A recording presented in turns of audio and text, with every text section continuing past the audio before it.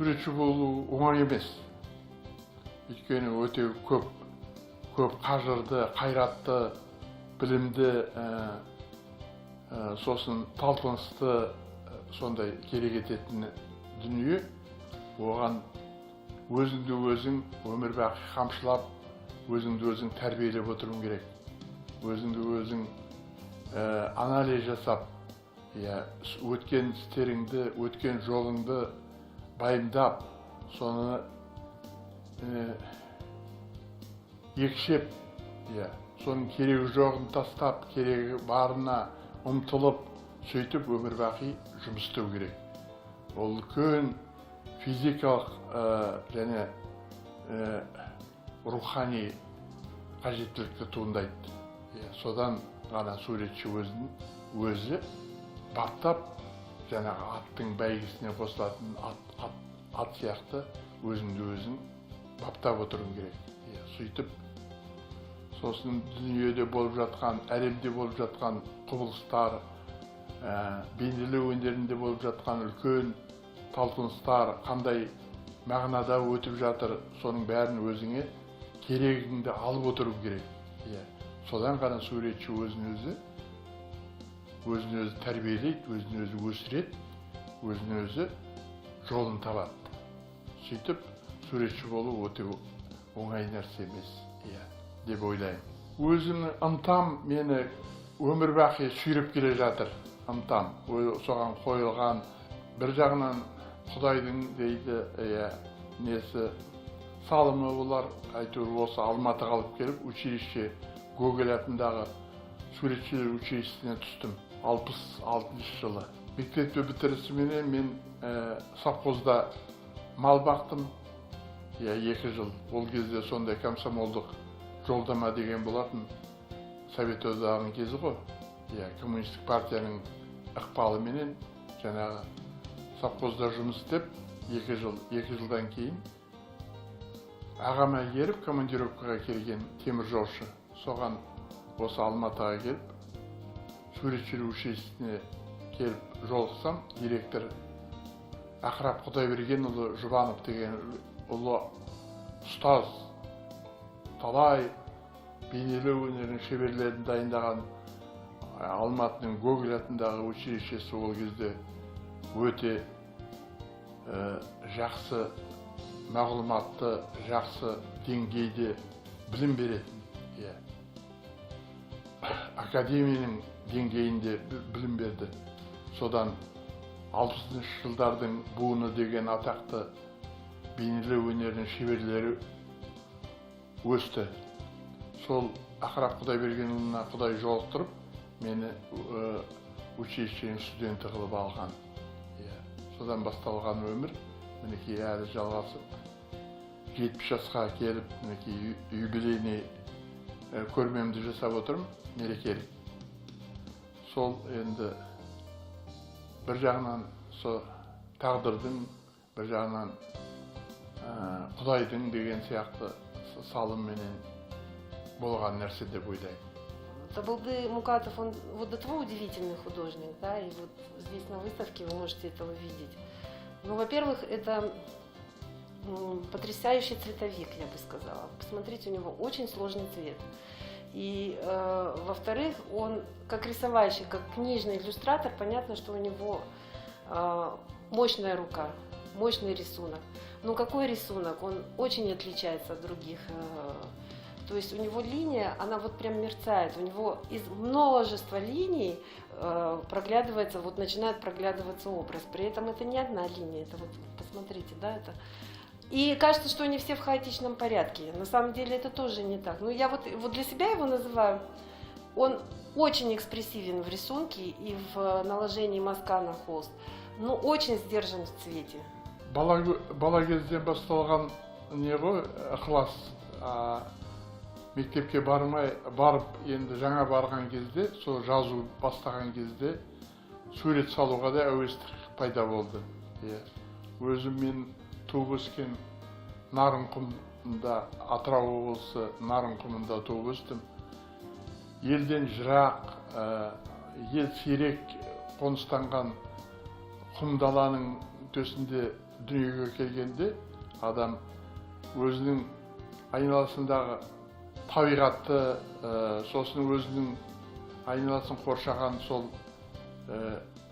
тіршіліктің қам-қарекетіменен, сонымен әуестік пайда болып, содан жазуды үйрендік. Құмға жазып, бірінші біздер шыбықты алып, құмға жазып, арифметика деген сабақта мысалы қосуды үйрендік, көбейтуді үйрендік, сөйтіп жазуды да үйренгенбіз құмға. Сондықтан мына көрмені атаған себебім де құм жазуы деп, сол өзімнің туған өлкемнің таңбасы болсын деген ниетпенен жасалынған. Өскен ортаң, өзіңнің балалық шағыңнан өскен ортаң қалыптасуың, адам болып қалыптасуың бәрі де сол бір жүйе, өмір деген содан тұратын болғандықтан, жаңағы сонда жүрегіңе жақын, табиғатыңа жақын орта, өскен орта, соның бәрі де адамға жақын, сағынышты, жылы, соның адамдар, өзіңнің туысқандарың, балалар, қатарларың, жолдастарың, бірге өскен ауыл, ел деген мағына үлкен.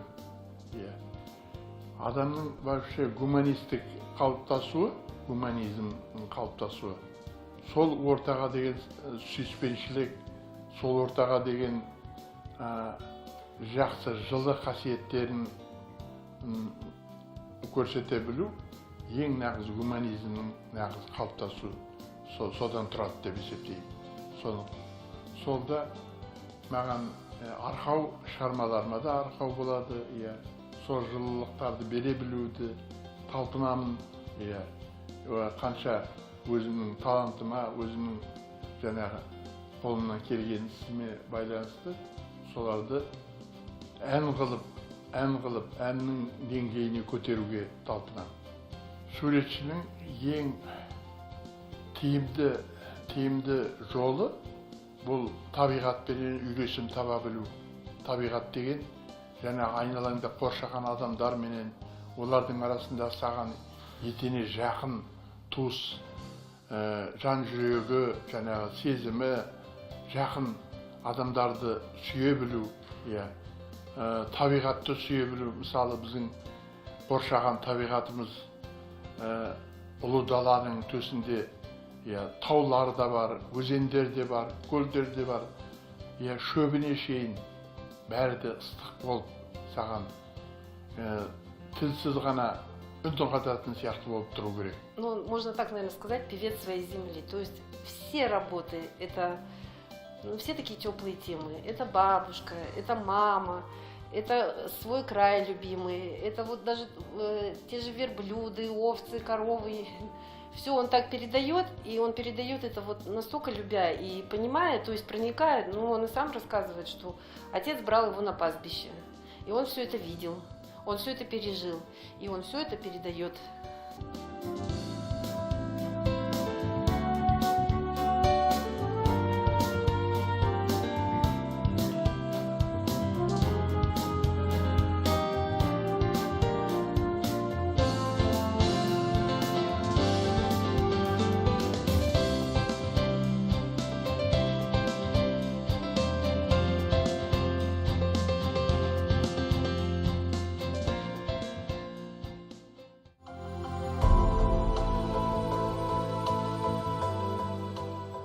Училищені бітіргеннен кейін, Алматының сурет училищесі, мен Украинада, Львов қаласында полиграфия институтын бітірдім. Сол институтты бітіріп, қайтадан оралып, Алматыға жұмысқа тұрдым келіп, жазушы баспасына. Жазушы баспасы ол кезде одақтағы ең көлемді баспалардың бірі болатын, Ленин орденін алған. Соның кітапты бейнелеу, кітапты иллюстрировать ету үлкен жақсы көмек қылды суретшілік қалыптасуыма. Қазақстан суретшілердің көбі сол редакцияда жұмыс істеді. сол кезде. Әдеби сюжетті қалай бере білу керек? Қағазда, мысалы бейнелеуде қалай бере білу керек? Параллельно ма, жоқ әлде конкретно соны қайталау ма? Соның бәрін зерттеп, сол үлкен художественный советтер болды, конкурстар болды. Бүкілодақтық кітап конкурсы өтіп тұратын жыл сайын ол кезде. Мына кітапты мысалы сол бір жыл уақыт беріп, сонда жасап шығу керек, иллюстрировать етіп. Мысалы Абайды кітаптарын, Ілияс Жансүгіровтің құлагер, және Ығылман Шөрековтің Исатай Махамбет дастаны, сондай көлемді шығармаларды бір жыл уақыттың ішінде соны жасау керек.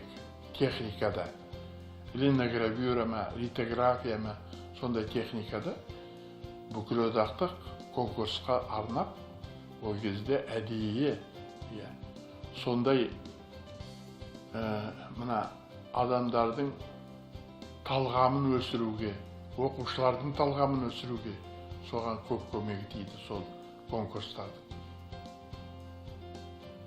Соған қатысып, мінекей сол кітап менің жаңағы кітап өнеріндегі қатынасым сол жағынан үлкен көп көмек көрсетті. В 1973-м он закончил, приехал, и сразу у него была первая выставка. Да, это все было в книжной иллюстрации, но это то же самое, если мы откроем книги его. В принципе, те же мотивы, те же напевы. И все это вот такая национальная самоидентичность, да, национальная школа. И он один из первых, безусловно, конечно. 70-ші жылдардың ортасынан бастап көрмелерге қатысуды бастадық. Сол институтты бітіріп келгеннен кейін одаққа мүше болып алынатын еді сол кезде. Оны Москва бекітетін ол кезде. Москвадан күтіп жүретінбіз, мысалы, бір жыл бұрын сонда жатады, комиссия қарайды, содан кейін ғана бекітеді. Сондай тәртібі солай болды. Қатысқанымызға өте қуанатын едік. Соған өткенімізге, сол көрмеге қатыстық деп, шығармашылық өсу жолы сонымен қалыптасты. Өте интерес, соған талпыну, соған қатысуға талпыну, соған жаңағы жүлде алсаң, онан сайын мысалы екесе қуаныш болатын. Сондай суретшілерді ынталандырып отырды ол көрмелер. 1987 жылы София қаласында көрме жасадым. Болгария, София қаласында. Сонда графикалық көрмелер апардым өзім. Ол кезде Совет үкіметі ғой, Совет үкіметі кезі. Содан кейін енді бұлай персональный көрмелер жасаған жоқпын да, Москвадағы көрмелерге постоянно қатысып жүрдім. Сосын осы республикалық өзіміздің деңгейде көп көрмелер жасадым. Мынау соңғы көрмем осы 70 жасқа толған юбилейный көрме, осы қазір мінекей құм жазу деген атпенен қазір өтіп жатыр. Жақсы суретші болу үшін, үлкен мағынадағы суретші болу үшін, менің ойымша, әрқашанда еркіндікке ұмтылу, еркін сезіну, өзінің азаматтық, адамдық қасиеттерін жоғалтпай, соған берік сенімменен, өзінің талантыңнан басқа, және неңне барлық үйлесіміңнен басқа суретшілік, жаңағы өзіңнің қасиетіңді жоғалтпау, соған талпыну, соны еркіндік дәрежесіне көтеру, сонда ғана суретші өзінің үлкен биікке шығады деп ойлаймын. Кейде жұмыс өте жүрмей қалған кезде, әбден мезі болғанша істеп кететін уақыттарың болады. Содан кейде тез өзінен өзі қалыптасып қалатын, тез болатын болады. Бір күнде мысалы істеп тастайсың, 2 күнде. Кейде айлап істейтін жұмыстар болады. Айлап. Ол бүткіл барлық суретшілерге тән процесс. Және өзімнің шығармашылық жолым дұрыс сияқты болып көрінгендіктен жаңағы семьямдағы бала шағаларым аман сау өскеніне өзім ризамын. Иә, сондықтан өміріме ризамын деп есептеймін өзімді кейде.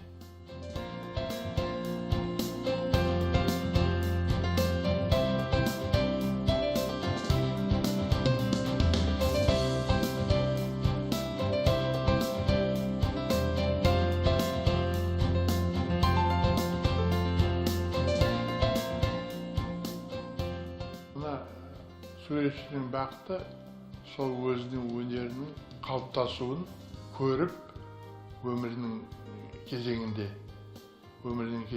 көріп, біліп соған өзі жеттім, неге жеттім, не жетіспейді, соны бәрін екшеп өмірінің кезеңінде көріп кеткені, соны бақыт сияқты маған болып есептелінеді. Осы анау Атыраудың әр жағындағы Нарынқұмнан осы араға мысалы тағдырдың жетелеп осы оқуға талпынып, оқуға түсіп, жаңағы училище, институт, жаңағы содан кейін баспада жұмыс істеуім, жаңағы бәрі де өзі де бір тәңірдің ықыласыменен істелінген сияқты болып көрінеді маған. Бір жағынан маған соны қолайлы қылып бәрі жалғасқанына мен ризамын, сондықтан бақыттымын деп есептеймін өзімді. Жолдың жаңағы әрине өзінің қиыншылықтары болды қалыптасу, бірақ соның сөйте тұра бақыттымын деп есептеймін. Құдайдың берген сыйы ол алып жүреді екен, адамды бұралаң жолдарменен алып келіп бәрібір қалыптастырады екен. Бірақ кейбір ашылмай кеткен суретшілер де бар, шығармашылық жолында өздерін көрсете алмай, сол қалып қойған басқа бір мағынада, басқа бір кәсіпте жұмыс істеп қалатындар бар. Ондайлар талайлар бар, көп. Жете алмай мысалы кеткендер. Мына Алла тағаланың бергені өзі, соны алып жүріп, солардың арасынан адастырмай, соны қалыптастыруға талпындырады екен. Сол жағынан мен Тәңірге және Аллаға өте разымын деп ойлаймын.